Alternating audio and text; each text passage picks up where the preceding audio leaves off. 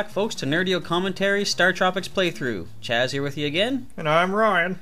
And this is where the fun begins. Yes, well, it's probably one of the more interesting stages of the game. When I mean interesting, I mean very, very, very, very, very long. And as you'll see, difficult at points because I think, did we go over it before how I'm not editing out deaths or anything in this? Nope, you want to be hardcore and just like, this game, can, while fun and nostalgic, can also be very frustrating.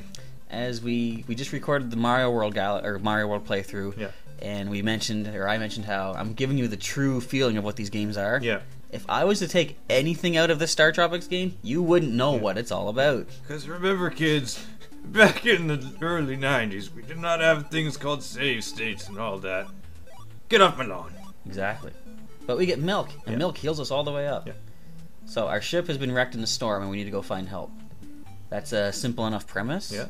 Oh, look, a simple little dungeon. We'll get through this, we'll get to this next city, and we'll get repairs. Yeah, there's like end of level right there. This is gonna be quick and painless. If you believe that, don't play StarTropics 2. Up to you, folks. My opinion's like, people can have their conjecture with StarTropics 2, but why not play it? Just as see the difference. Yes, don't worry, folks. We will be getting to that. Yeah. Alright, take out those, I think they're like dodo birds. They're extinct now, so it doesn't matter. Oh, they're alive again! Exterminate the species!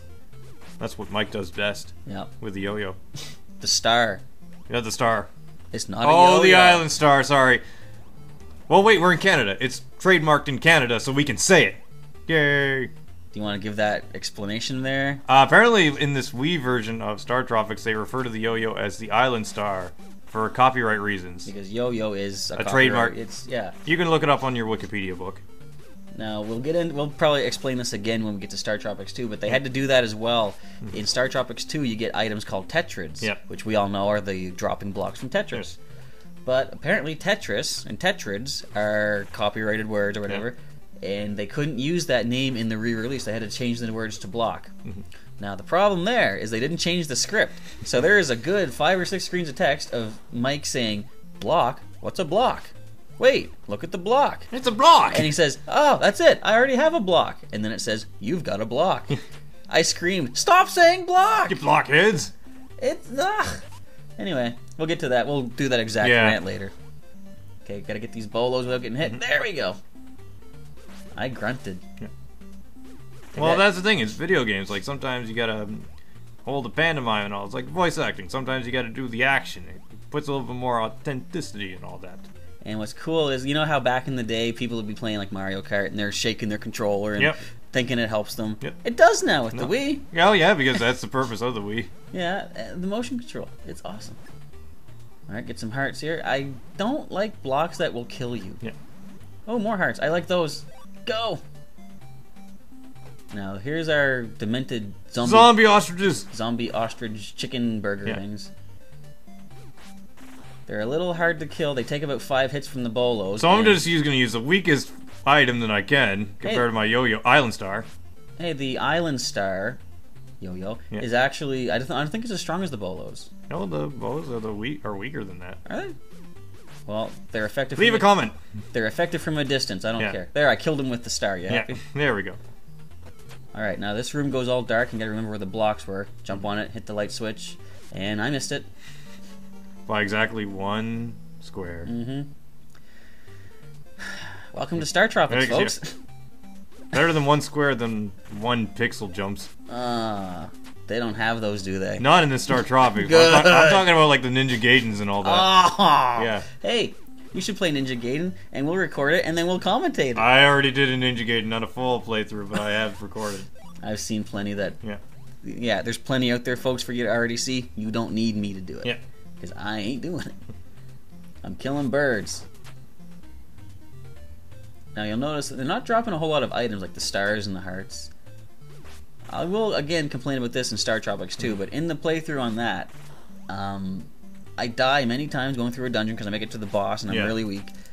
And I realized I was weak simply because nobody dropped any items. On the second go through, when I know what to avoid, they drop items like crazy. That's randomness in video games. That's not fair, is what you're saying. Yeah, that's random AI video game logic at its best. By the way, Flying Monkeys, insert your own Wizard of Oz reference here. I noticed how they were avoiding the water. Yeah. Well, they probably 1990, 19 whatever with the book. They had to learn. Yeah. I know what you're talking about. Sure. Yeah. More hearts. That's the important thing. More hearts on the sinky blocks. So we're getting past our zombie ostriches again. Yep. I do a little quicker on them this time because I know 5 of these take them out. Look at that. Perfect. See, Mike knows what he's doing after he dies once. Yep. Alright, watch the switches. Hit the block. Boom. It's all shiny. Or bright. It's very misleading because later we'll see white blocks that aren't as helpful as that. Now, I think I could have jumped off to the left here for something. Yep, some sort of treasure thing. No, actually, I think it leads you back going like in a circle. Okay, good. Cause I was going to say, because if the exit's right here, I'm going for the exit. Yeah. Now I get more points. You had actually made a comment on an earlier video about the point system, didn't you? Yes, I was recently discovering this watching a Let's Play of StarTropics by Freezing Inferno. He was mentioning that if you kill enemies, they actually reduce your score, and I did do a little test on that. It's like, yeah, I think it does. Yeah, that's what we call very cheap. I mean, cheap, but where's the payoff with the points in this game? Because, as I said, by the end of the end of the game, the more points you have, the bigger that number's going to be. Of course. But yeah, it's like you're saying, it's kind of a reverse. You think you get points for killing things, but it does make some sense because, as you said in an earlier part, there are certain rooms in the dungeons where killing one guy opens the door. It up, yeah. So you got to sort of... Or even the door's already open and there's still enemies there, and just like, I'll just walk around them.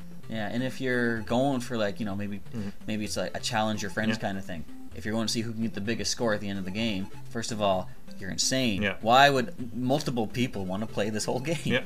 But you can use those tricks to get... So here's another village where you have to talk to every single person before you can move on to the next thing. And you'll see later, there's actually a secret door in that hut. You don't see, this is a nice little maze of trees and grass and annoyance, but you don't need to go through it. To talk to this guy you do, but I don't think he does anything anyway. He basically tells you, get out. Yeah. Get out, because the event that started because you need to talk to someone else hasn't started yet, because I'll just be a placement here. Exactly. Although we kind of jump ahead a bit here later on when we don't speak to someone about a crystal ball. Oh, yeah. Now see right here, you see that grass over there, folks? Yes, that's another way out of this place. And we just got a nice drink of milk at full energy, which was completely superfluous. Now this is another annoying part. We're getting to the chief's hut. Yeah. This big guy's in the way. He's going to let us in. Now if we talk to the chief, look, there's stairs behind the wall. So we have to later go back around the whole village to come down in that door. And talk to Big Chief Mr. Mustache. Yes, welcome, yes. He looks like Mario. Yeah. Or Luigi. Not Wario. He's not. He's not fat enough for Wario. Wario. Well, yeah, Wario was still not invented at this point. Oh, you know, he was lurking in the shadows somewhere. Yeah. He's probably placing his collect call to Tatanga right now. Yep, I'm glad you got that reference. What Wario's origin for Mario Land 2, that he set up the events of Mario Land 1. In order to steal Mario's castle, which I didn't know he even had. But there you go. Yep. Game Boy games are perfectly not only his own castle, but his own land. Yeah, his own giant Mecha Mario statue. Oh, why didn't they use that in Super Mario Sunshine to fight the Mecha Bowser? That would have been cool. That would have been pretty interesting. Ah, well. I think they're saying that the Game Boy games might not exactly fit to the timeline. But yet Daisy is still a canon character. Well, if you notice, she's never been in a story mode, like a story. Yeah, they haven't brought up Sahara Land or whatever it's called, where she's from, in any of the Sahara Land, something like that. But yeah, she's like an alternate Peach, right? Yeah. In the sports games and the multiplayer games, but she's never really been in a main adventure game, which is kind of funny. Well, she was actually a character in the Mario movie as well. Yeah. There was no Princess Peach. Or finally, he lets us through. And as we continue onward this way... Another dungeon! And as we step in, we'll catch you in the next part. Stay tuned.